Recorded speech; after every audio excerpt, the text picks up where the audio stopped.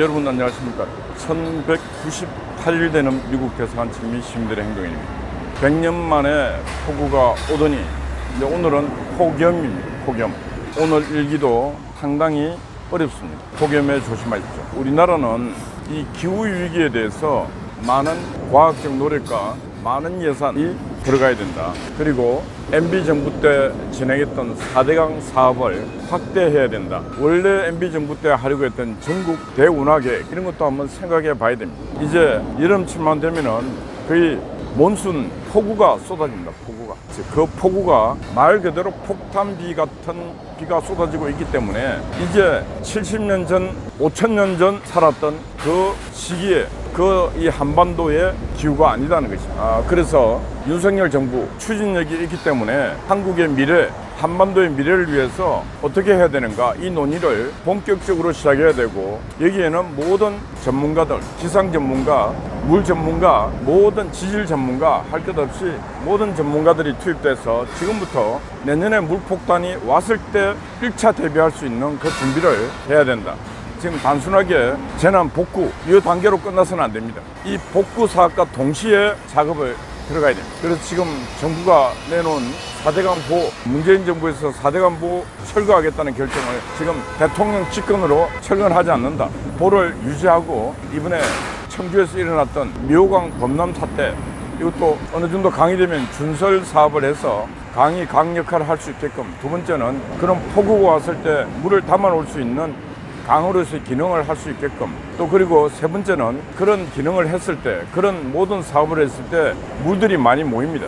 물들이 모이는데 이 대한민국 물은 전 세계에서 수질이 아주 좋습니다. 그래서 각 강마다 못 오는 이 물을 세계에 수출할 수 있는, 물 부족 국가에 수출할 수 있는 그런 수자원 파할 수 있는 그런 사업까지 총망라해서 물관리, 수재, 홍수, 폭우 여기에 대한 관리 체계를 해야 된다. 이런 말씀을 전해드립니다. 앞으로도 태풍도 오고 여러 가지가 올 수 있는데, 현재까지 축산 농가에서 죽어간 가축만 해도 거의 70만 마리가 죽었다. 70만 마리. 물에 잠긴 농경지가 서울의 절반 이상이 된다. 서울이라고 하는 이 어마어마한 땅덩어리가 물에 잠겼다. 그래서 저는 민주당과 국민의힘당 이런 정치인들에게 이 나라의 미래를 맡길 수가 없는 것입니다. 그들이 지난날 그 많은 시간에 정치를 해왔는데 싸움질만 했지 바뀐 게 있습니까? 없잖아요. 그래서 대한민국과 대한민국 국민은 여의도에 있는 국회의원들을 절대로 믿어서는 안 되고, 그들에게 어떤 믿음을 갖는다는 것은 바로 대한민국의 멸망밖에 없다는 거, 그걸 저는 말씀드리고 싶습니다. 그저께 민주당이 국세법 특검 포기하겠다. 국민의힘 국회의원들 100명은 다 사인을 서명을 했는데 민주당은 이재명계는 서명을 안 했습니다. 이번에 민주당 혁신위원회가 이것만이라도 해라. 민주당이 살기 위해서. 근데 조건을 달았습니다. 정당한 영장에만 응하겠다. 법원에서 영장을 발부하는데 그 영장 발부한 판사가 법리적 고민을 해서 영장을 발부하는 거지 정치적 편향에서 발부하는 게 아니지 않습니까? 그런데 정당한 영장에만 응하겠다. 이게 말이 안 되는 말 장난을 하고 있습니다. 누가? 이재명과 그 아류들. 그래서 이런 자들에게 대한민국의 미래를 맡겨서는 안 되고, 이런 자들이 대한민국 정치를 하기 위해서는 안 된다는 것이 저의 생각인가 동시에 우리 국민들의 생각이다. 저는 이렇게 말씀드리고 싶습니다.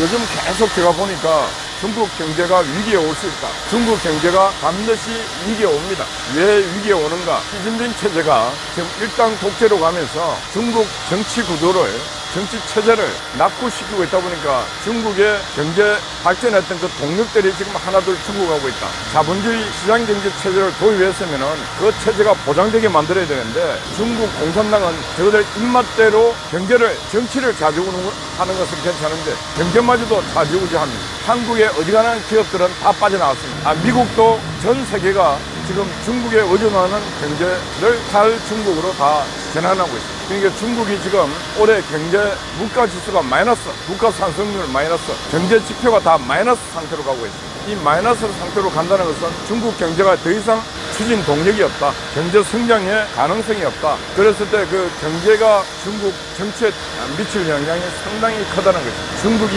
위기가 반드시 옵니다. 이 중국의 경제 위기를 한국도 어떻게 보고 대처할 것인가 이 고민을 해야 되는데 한국에 있는 정치인들이나 과학자들이 중국 경제 위기에 대해서 별로 공부하는 게 없습니다. 중국의 오늘날 경제 위기는 중국 스스로가 만든 정치 불안정한 구조가 중국 경제 위기를 만들었고 두 번째는 80년 말 90년 소련의 몰락이 바로 어떻게 왔냐. 레이건의 군비 경쟁으로부터 시작해서 스타워 군비 경쟁으로부터 그 따라가다 보니까 뱁새가 항새 따라가다 가랭이 찢긴다고 소련이 그렇게 망했습니다. 지금 중국도 벌어들인 돈을 갖고 계속 군비 경쟁을 하다 보니까 지금 미국에 따라갈 수 없는데도 불구하고 그냥 계속 군비 경쟁을 하다 보니까 경제 왜곡이 오고 있고 그 왜곡의 결과가 중국의 경제 위기로 이 경제 위기는 사회 위기와 정치 위기로 같이 옵니다. 그래서 그 위기를 지금 중국은 반드시 겪게 된다.